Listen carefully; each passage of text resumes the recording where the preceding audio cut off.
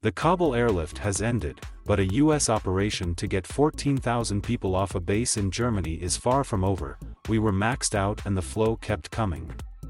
I had to close part of the base for Afghan evacuees, explains Olson. Because you can't put them in the elements. It's 50 degrees outside and raining. I can't put people out in that. Especially kids. So, that was one of the things that inflow and outflow. We were bringing them in faster than we could get them out. And that's hard.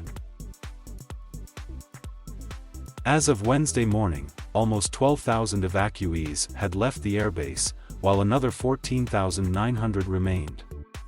The number of evacuees to have arrived at Ramstein so far is nearly triple the population of the German municipality that hosts the base. Ramstein is also where 20 wounded U.S. service members and 10 injured Afghans were flown after a deadly terrorist attack outside Kabul airport last week, before being taken to a medical center 5 minutes from the base. Andrew Landers, commander of the Landstuhl Regional Medical Center, told reporters Tuesday that they suffered a wide variety of injuries consistent with an explosion, including blast wounds, but also a number of gunshot wounds. Some of the injured required medical intervention on board and mid-flight the C-17 flights, which evacuated them from Kabul. The 20 U.S. service members have now all been flown to the Walter Reed Military Medical Center in the U.S. All were stable and conscious, most were speaking and in relatively good spirits, according to Landers. Away from the service members, a total of 12 babies have now been born to Afghan evacuee families at the LRMC. The last evacuation plane may have flown out of Kabul, but Ramstein Air Base still has a sprawling tent city that stretches across its flight line. Women and children sleep in cots inside the cavernous hangars of the airbase while the men sleep 40 to a tent. Hot meals are distributed 3 times a day in insulated boxes. Portable toilets and washing stations provide only the most basic sanitation. Beyond providing basic shelter, Olson is coming up against new problems all the time. What to do, for example, with all the children? With so many families, the base now has more than 6,000 children. One of our biggest issues has been baby wipes and formula, he said, adding that plane crews reported running out of diapers on evacuation flights to Ramstein Air Base. Who would have thought that? The hardest part for most evacuees is the wait, uncertainty, and inability to communicate with family members back home. Donia Lali is one of those waiting. She fought her way into Kabul airport and pulled her family to safety, all 7 of them women. Sitting with other women just outside of an airplane hangar with a sea of military cots inside, Lali says that her 7 family members were spread out across 3 different sections of the camp, unable to communicate with each other. Sometimes, it feels not that fair for us, Lali said, describing her frustration at the camp conditions. But when I realize that I am safe here, from the Taliban, I'm okay. When I feel safe here, it means everything for me.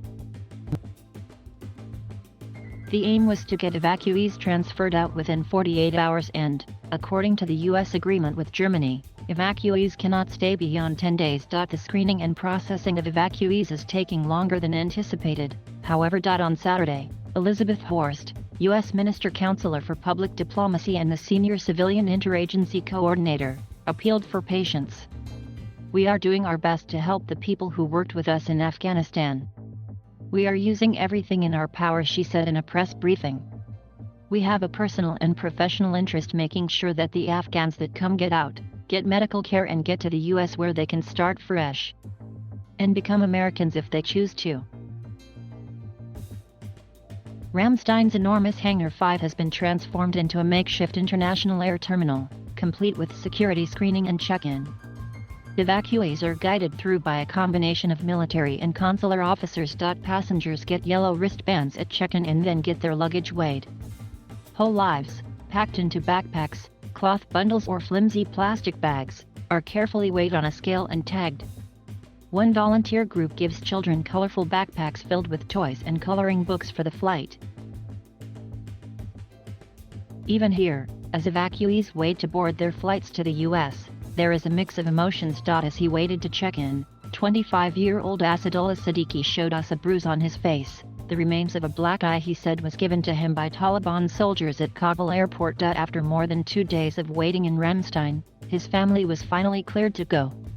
Everybody is happy, he said as he held the hand of his nephew. Because we are going to finally see our family in Virginia. Meanwhile, 24-year-old Shabana Ranjan sat on the floor with her husband Abdul.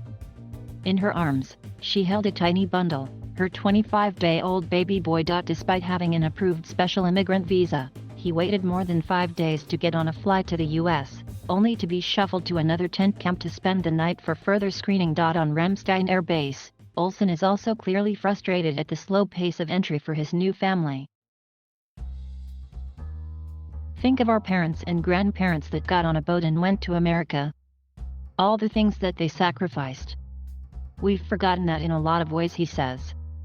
Also, we forget the sacrifices for the last 20 years that the military has borne for a lot of these new Afghan Americans' freedom. Despite the long waits, the fenced-in enclosures, he sees an attempt by the whole airbase community to reach out and comfort the new arrivals after so much heartbreak and loss.